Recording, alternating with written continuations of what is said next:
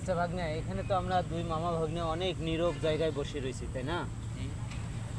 তা ভাগ্না, তোমার জীবনে এই সুখে দুঃখের মাঝখান দিয়ে তোমার মনে কি পড়ে, তোমার সুখের সাথীগুলো কি তোমাকে কখনো স্মরণ করে? অবশ্যই মনে পড়ে। বলো তো দেখি, একটু শুনি।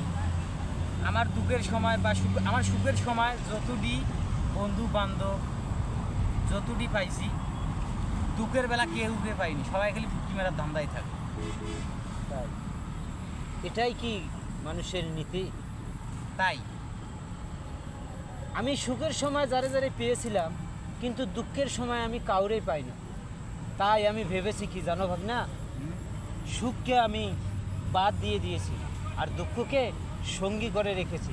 আর দুঃখকে আমি এখন অনেক অনেক অনেক ভালোবাসি। তাই দুঃখকে আমি সব সময় সাথেই নিয়ে ঘুরি। দুঃখ দুঃখ কখনো সাথে নিয়ে ঘুরলে সে লোকটা কখনো দুঃখ পায় না। যতই মানুষের দুঃখ দেখ না কেন, সে দুঃখের কথা ভোলে না। কারণ সে দুঃখ পেতে পেতে পেতে পেতে এমন হয়ে যায়, সে আর কখনো দুঃখ মনে করে না। তাই না ভাগনা? রাইট।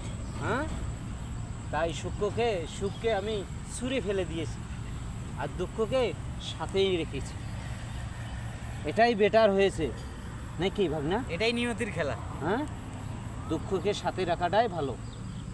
কষ্ট দুঃখ পেলেও তুমি ওটা কষ্ট দুঃখ মনে করবে না, কারণ কষ্ট পেতে পেতে তো তুমি পাথর হয়ে গেছো। তুমি কষ্টকে কেমনে কষ্ট মনে করবা? তুমি মনে করবে ওটাই তোমার সুখ, ওটাই তোমার আনন্দ।